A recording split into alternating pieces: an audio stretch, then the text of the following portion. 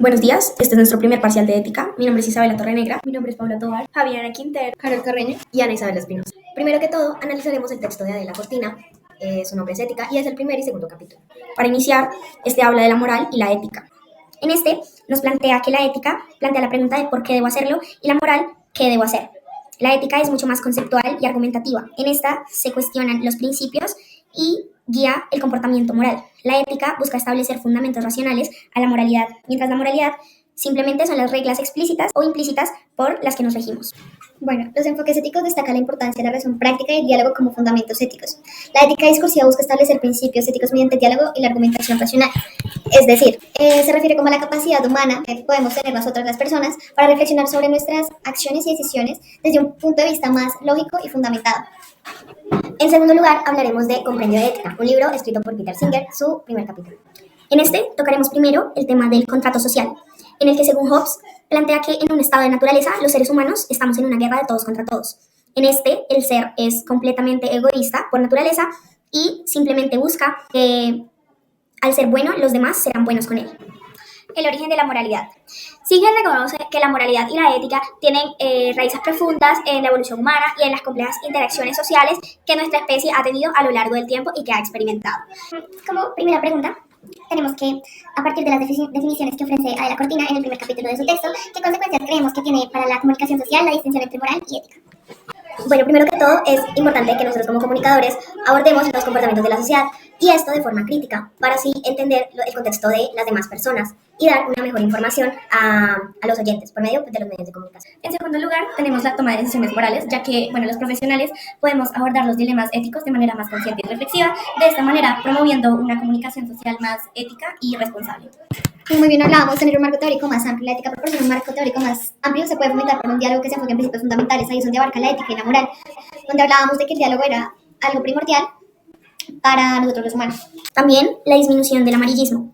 Esta se puede lograr mediante el relato de la realidad de los hechos, sin alterar o maquillar la verdad social.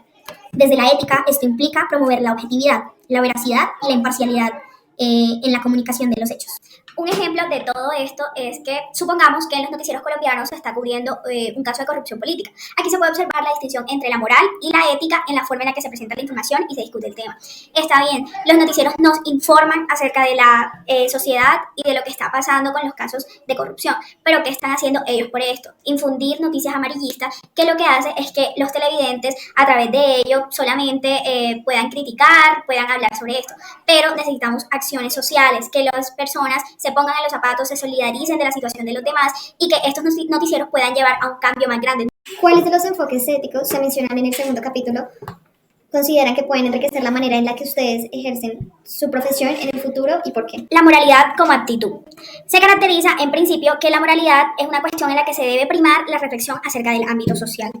Frente a los enfoques que centran la moralidad en lo individual, la moralidad es un problema al que pertenece más a la filosofía política que a cualquier otra disciplina filosófica. Un ejemplo de esto es ayudar desde la empatía a la realidad de otras personas y esto va de la mano con estar dispuesto a servir y a ponerse en los zapatos de los demás para así crear un trabajo cooperativo en donde todos se ayuden entre todos. Como segundo enfoque tenemos la moralidad como práctica de las virtudes comunitarias. En este caso, nos basamos en la práctica como tal de la moral. Es decir, que acá reflexionamos sobre la individualidad y nos damos cuenta que necesitamos cooperar para ser una sociedad más empática, más unida y con mejor comportamiento. Como ejemplo de esto, podemos llevar a la práctica comportamientos que contribuyan al bienestar colectivo, es decir, una comunidad que se apoye mutuamente de esta manera, llevándola al desarrollo de la justicia. ¿Qué críticas se le pueden hacer al modelo del contrato social planteado por Thomas Hobbes? En primera instancia, el estado de naturaleza, en el que él plantea que todos somos egoístas, estamos en una guerra constante de todos contra todos. En este modelo hay una contradicción, ya que supone que todos estamos en igualdad de condiciones. Esto nos plantea un contexto en el que gana el más fuerte, un concepto pseudo-darwinista en el que podemos dar como ejemplo, si una persona tiene un cuchillo y otra persona no tiene un cuchillo, igual la persona que tiene el arma atacaría al que no la tiene. Sin embargo, no están en igualdad de condiciones, no son iguales y en este caso sí ganaría el que es más fuerte, entre comillas, o en este caso el que tiene un poder mayor. Por esto la igualdad de condiciones no aplica, ya que no vivimos en una sociedad que plantee el individualismo como su principal fundamento. Ahora bien, ¿cuál es la verdadera naturaleza de la que habla Singer? En este caso, principalmente vivimos en una sociedad que es comunitaria, que necesita de las otras personas para poder sobrevivir de cierta forma y no de una manera egoísta, en la que si yo ayudo a la otra persona lo hago para que la otra persona me ayude, porque en este caso necesitamos colaborarnos y necesitamos de los demás para poder convivir de una mejor manera.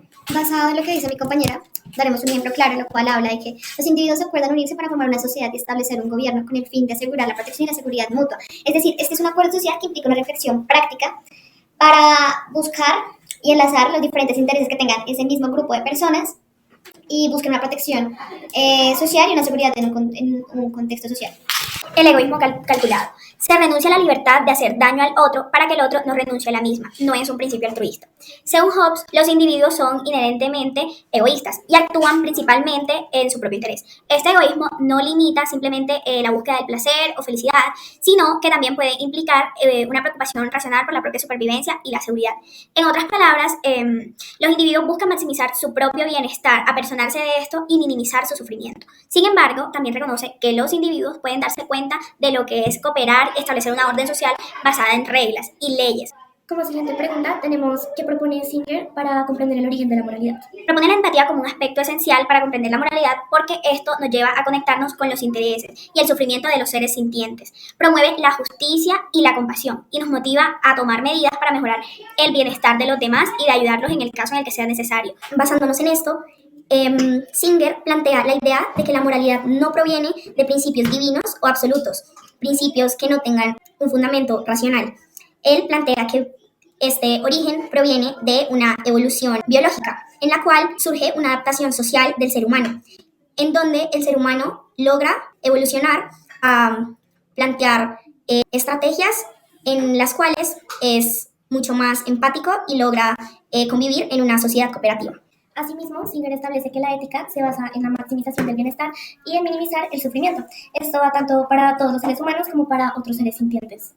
Un ejemplo es la cooperación y participación para sacar un proyecto adelante. La vida trata de esto, de a veces sufrimientos sociales y que pues están hechos para apoyarse los unos a los otros. En conclusión, las críticas de Singer al modelo de contrato social de Hobbes se centran más que todo en aspectos como la naturaleza humana, la consideración del sufrimiento de todos los seres sintientes, la justicia distributiva y la legitimización del poder autoritario.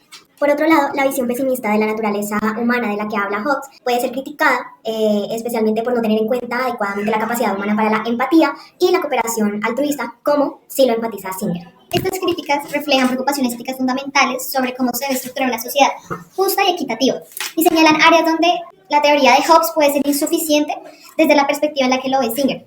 Y otros defensores que también participan y van muy de la mano con Singer, que son más centrados y son más inclusivos y pueden dar como conclusión tener un mejor bienestar. La falta de atención a la justicia distributiva en el modelo de contrato social de Hobbes podría ser criticada por Singer, quien aboga por las consideraciones equitativas de recursos y oportunidades en la sociedad. Él confía en que los seres humanos pueden sacar adelante todos los proyectos sin la necesidad de tener a alguien que pues los esté presionando. Basado en todo lo que dijeron mis compañeras, todas estas perspectivas nos llevan a concluir que la ética no es solo un marco teórico, sino también es utilizada como una herramienta para abordar cuestiones de manera práctica relacionadas con la ética en la vida cotidiana. La ética influye en cómo comprendemos, cómo abordamos y cómo actuamos frente a las complejidades morales en nuestra sociedad actual. Muchas gracias por su atención. Estas son las referencias.